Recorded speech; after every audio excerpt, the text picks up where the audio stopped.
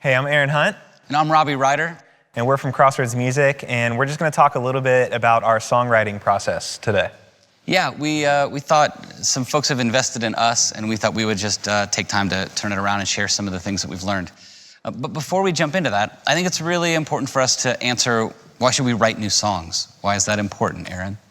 Yeah, for me, it's two reasons. The first one, I'm reminded of the verse Psalm 96:1, which says, "Sing a new song to the Lord." So for me, I'm always trying to find new ways to sing to God and to sing new melodies to Him just because He's worthy of those songs. And secondly, I think we all have unique experiences with God, and when we write songs out of our experiences, we can give other people tools to connect with God who haven't maybe experienced God in that way yet. That's happened to me a lot when you write a song that your experience from God, and that helps me see God in a new way. Yeah. I love that. So being able to do that for people is awesome. I would also add that at Crossroads, we say that our songs need to embody our theology, our mission, and our voice. So as we're writing, we're taking what we believe to be true about God through Scripture and making sure that filters through every aspect of the song, along with what we feel like He's uniquely called our community to do and be. And then lastly, just the way that we talk. We always want to be authentic. We don't want to sugarcoat stuff, and we want to be transparent about the journey of following Jesus. So as we write, those are kind of the things that drive us. So here are 4 quick tips, things that we think will be practical in helping you write songs. So first of all, collect seeds. I think every song that I've been a part of writing started with a seed of an idea. And one of the ways that I collect seeds is through an app called Google Keep. And it's just a simple app on my phone. It also connects with the G Suite of stuff. And I can just connect all those thoughts together, whether I'm on my phone or sitting at my laptop, from a lyrical perspective. Yeah, and I just use the voice memo app and then the notes app to capture lyric ideas. And for me, seeds can come from multiple places. The first place that I'm always looking for seeds is just through Scripture, just because I want our songs to be rooted in Scripture. Number 2 is just an idea or an experience that I've had. But when I have those things, the first thing that I try to do is to make sure that they line up with Scripture and they're rooted in those. Yeah. The second thing is, I would say, schedule time. Just really simple. There are songwriters and there are people who write songs, and songwriters schedule time, just like people who want to be healthy schedule time to go to the gym. And we don't expect instant results when we go to the gym, but over time, we begin to become stronger and healthier and more fit. And that's the same way with songwriting. Schedule time and then show up and do it. Yep. Third, co-write. Yeah, so co-writing is a really important part of my process.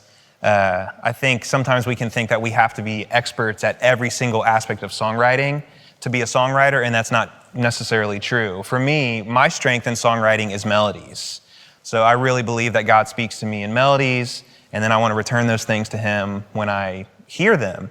But you also need words. And lyrics, I write lyrics, but that isn't my strong suit. So whenever I get a melody, I'll find somebody like Robbie, who is a great lyricist, that will help me finish that thought and finish that idea. And typically, like, your first draft isn't your best. Right. So going through that refinement process with a co-writer is a really helpful thing. Right. I think oftentimes when I'm working in a Google Doc, the earlier version of myself would get really hung up on trying to refine while I was writing, trying to refine a lyric so that it made perfect sense and it was the perfect rhyme scheme and everything was just as meaty and dense as I could make it. But it really stopped me from creating anything or really finishing anything. So what I've come to do lately is in my Google Doc is to just type normal, like whatever the line is. But if there's something that's just a space holder or just a filler, I'll put in the terrible rhyme scheme and just put it in italics. Yeah. And that's just a simple way for me to know this isn't a keeper thing, but I didn't want it to stop me from finishing out a verse or a chorus or whatever part. Yeah, and I think that brings up an important point, to not try to force a song to be finished. I think of a song that we just recently finished. The original idea was from 1.5 years ago. Yeah. And if we would have forced it and tried to drive it across the finish line that day, I don't think it would have been as good as when we waited 6 months and found a better chorus and then refined the bridge and turned into something pretty special. Yeah, which is important to say, that a song needs to have an advocate, someone who's going to be committed to driving it across the finish line. And I think you were the advocate for that song. And so good job. Thanks. That's awesome. Yeah, and that can be a fellow co-writer or a producer. You just have to have somebody that's going to help you finish the idea, or else it'll just sit there. The last tip is this idea of the line. And we just learned this last summer from some friends we were writing with. And the idea that you get in a Google Doc, and our buddy Wes did this, and he said, I'll share you on this Google Doc, and he wrote everybody's name down and then drew a line, just like underlined across the whole way, and he said, this is the no judgment line. So you can put anything below the line you want, and there is no judgment. So just throw all your ideas up there, make a list, paste scripture, copy somebody else's lyrics, and put them in there, and it becomes just a sandbox of ideas, so that when everybody sort of collaborates, and you feel like, oh, I think below the line we've come up with a verse or maybe a bridge. We go, how do you feel about it? You feel good?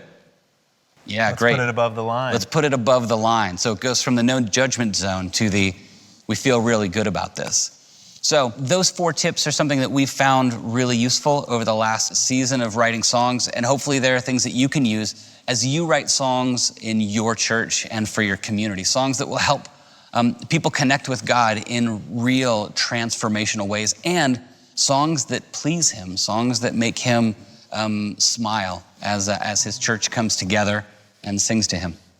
Thanks for listening.